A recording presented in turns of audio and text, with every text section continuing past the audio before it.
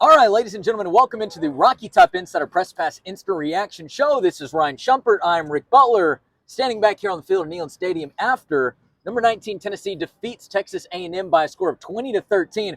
Ryan, this wasn't the prettiest game. No. And in a lot of ways, it was a weird, strange game. What do you think about that? It was a very strange game. And, Josh Heupel was almost kind of, maybe not taken aback, but like, man, it's been a long time since I've coached in one of these. And to me, maybe the stat or two stats that show how strange this game was. If you told me before the game that Joe Milton was going to throw for 100 yards, on the dot 100 yards, not like more than 100 yards, I would have told you there was no way Tennessee won.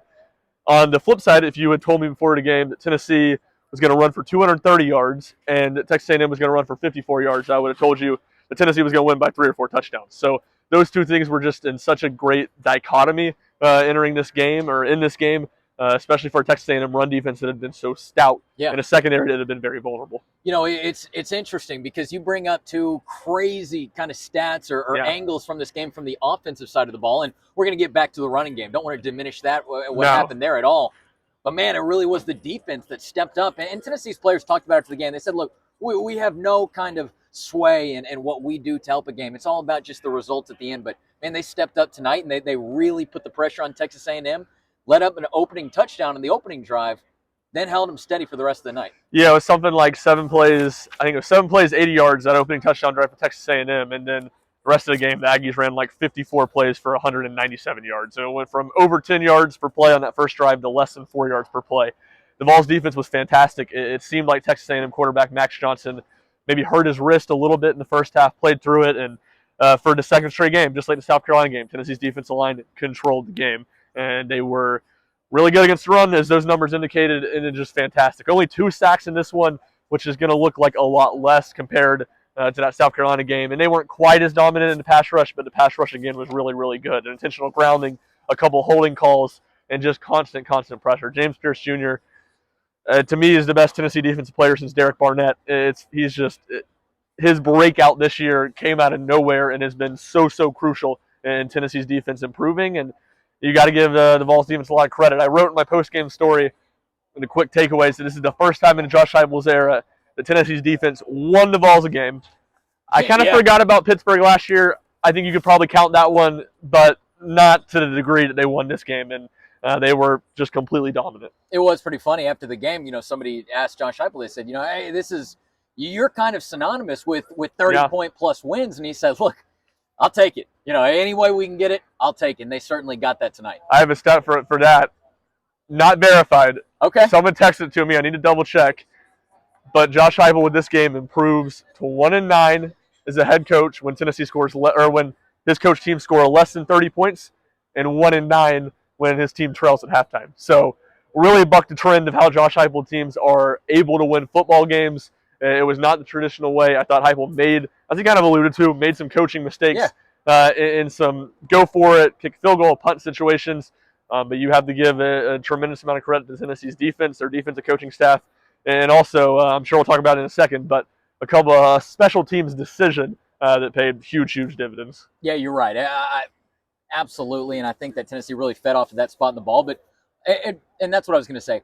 This was not a perfect game for Tennessee by any stretch of the imagination. Far from it. We'll especially talk about it on the offensive side, but this was a game where they found maybe, I don't want to say unconventional because that's not part of the game, but maybe for Tennessee now in this era, an unconventional way to win. They were able to do so, and Texas A&M had shots here at the end. Now, they had to drive down the whole field, but they had opportunities. Tennessee's defense kept stepping up. Gabe Jeudy-Lally has an interception. Kamal Haddon closed it off with an interception. They were everywhere where they needed to be. Yeah, I mean, this was a Tennessee football win Jeremy Pruitt would have been proud of. I mean, this is the type of wins, the way Jeremy Pruitt wanted to win football games, and that's how Tennessee won them today. And you mentioned those last 2 drives. Man, James Pierce in 2 straight drives where it was just obvious passing downs, and he was able to pin his ears back and go rush the passer without worrying about the run defense. Dominant. I mean, it was just maybe 7 combined plays on those last 2 drives. It felt like he affected Max Johnson on just about every one of them. He got held on one of those plays that pushed Texas A&M way back. He was, again, so good tonight. Let's talk about special teams. You alluded to it a second ago. D. Williams, kind of the name to talk about, and for 2 different reasons. He had that great play on the punt. That was actually right down on that side of the field where he stops it just, what was that, on the 1 yard line, yeah. And barely kept his feet from going into the end zone for a touchback. It was close, and they made the Aggies' life tough right there on the next defensive stand after that. So that really was a momentum pusher in Tennessee's direction. But then, of course, Tennessee was struggling to score the ball. They were all night. That didn't change throughout the four quarters. Tennessee needed a spark at some point. They found that with D. Williams returning the ball. He takes it back to the house for a touchdown. That was massive, and you can tell that just gave Tennessee so much juice.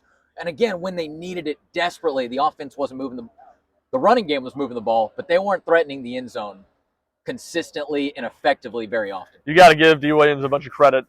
Obviously, the punt return is one thing. We know he's absolutely electric. That was another great return. But, on special teams, gunning down there, hustling down, pinning A&M at the 1 yard line. I mean, that was the sequence of the game. A&M didn't get a yard out of its own end zone. And then punting they had to delay a game, so they were about 6 inches from the goal line. I think everybody in the stadium, at least maybe I can only speak for myself, I thought Tennessee was going to go after this punt, try to block it. Instead, they very much played to set up the return. Josh Heupel talked about it. You go back and watch the replay. Really good blocking on that punt return. And D. Williams did what he did best. He was kind of weasel. It looked like he was going to be kind of trapped around the 25 yard line. Weaseled his way out of there, got to the corner for his first touchdown return of the season. Jalen Wright finished the game with 139 rushing yards. 136.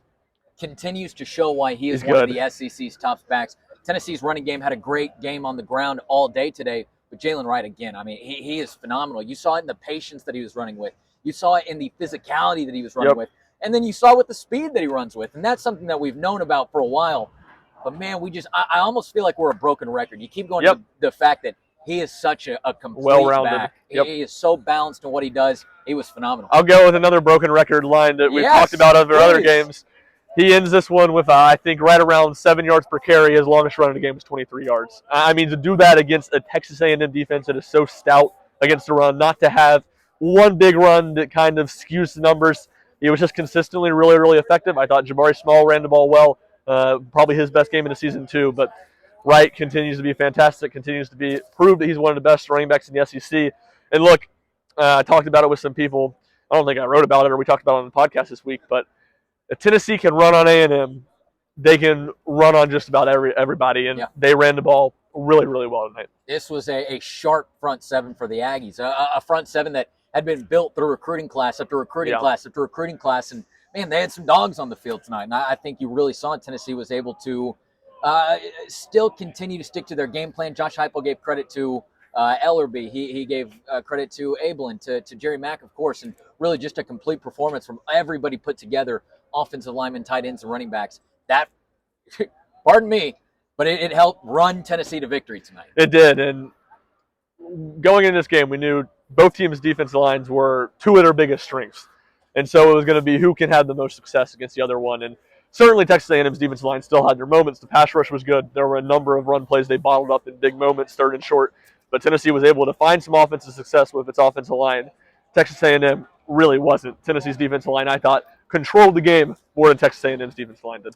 You mentioned Joe Milton at the beginning of the show here, 100 yards passing. Just kind of, what did you think of his performance today, and where does this go next? And not asking about a quarterback change, but just where does this offense go with Joe Milton? What do they need to do in your opinion? No, expert, never played football at a super high level. I have a hard time thinking Nico Iamaleava would have been any worse than Joe Milton tonight. And obviously this was Joe Milton's worst game of the season. They're certainly not going to make a quarterback change going into Alabama after a game that they won. But Joe Milton made it really hard on Tennessee to win tonight. Just a couple situational awareness things that were really, really bad. You talk about the first drive of the game.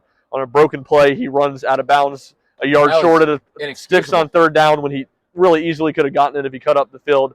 And then right back here, about 15, 20 yards from us, he just throws a terrible red zone interception at a big moment when Tennessee is trying to ice the game. So I don't think Tennessee's receivers are great right now with Brew McCoy out. Sure.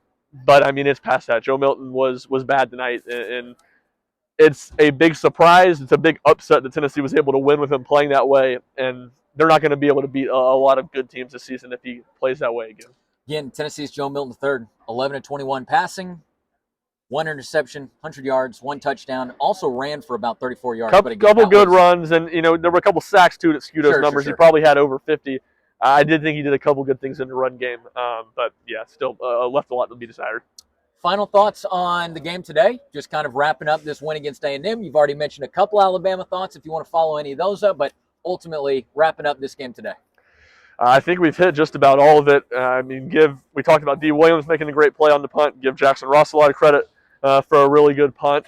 And then defensively, secondary wasn't great. A couple plays. Tamarion McDonald got beat on. Gabe Jeudy-Lawley wasn't great at times, but you go to those last two drives. Gabe Jeudy-Lawley has a big interception, returns it inside the 10-yard line. Tamarion McDonald has a big pass breakup on 3rd and 10. So it wasn't a perfect night for Tennessee's secondary, but they did some good things as well. My last thought of the night is something that we went back to in the week. And I didn't make a big deal out of this, or at least I didn't think of it when I read it, but you tell that Tennessee's fans came juiced today. And I'm not saying it was all about the Gary Danielson comments or anything like that, but it was hard not to be out here on the field when Kamal Hadden makes the interception. You look around and you have 100,000+ people standing up going crazy for this. It was definitely a big-time environment that made life challenging for the Aggies throughout the game, but that's something that's becoming synonymous with Tennessee at this point. So this is a place where Tennessee has been very good at winning. Obviously, it took a little bit to get it tonight, but nonetheless, the streak continues for the Vols. Well, I thought of having the Gary Danielson thing. It kind of in his defense a little bit. Okay. Gary Danielson's been doing SEC games for 15 years. Sure. Before tonight, Tennessee might be 5-15 in the games he's done in Neyland Stadium, and with a lot of blowout losses to Alabama and Florida, where the stadium's half full by the fourth quarter. But at the same time, this is the last year of the SEC on CBS. The last year, and Tennessee had lost so many of those games for so long.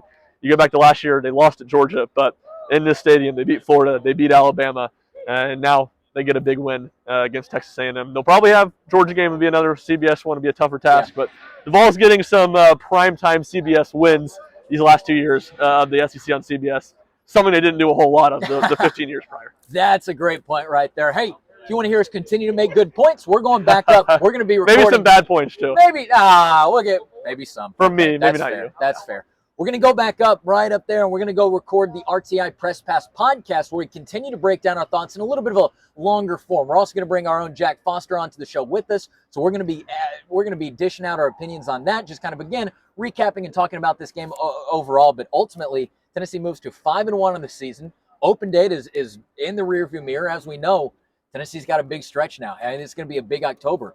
Going to Alabama, going to Kentucky in back-to-back weeks. Man, that is I don't care who you are. That's a challenging stretch right there. So Tennessee's going to have to buckle up, find the positives, continue to build on those, find the negatives, continue to try to fix those. But ultimately, kind of wraps up our thoughts from today's game. Yeah, 100%. It is a really hard 3-week stretch Tennessee's facing out of the open date. 1-0.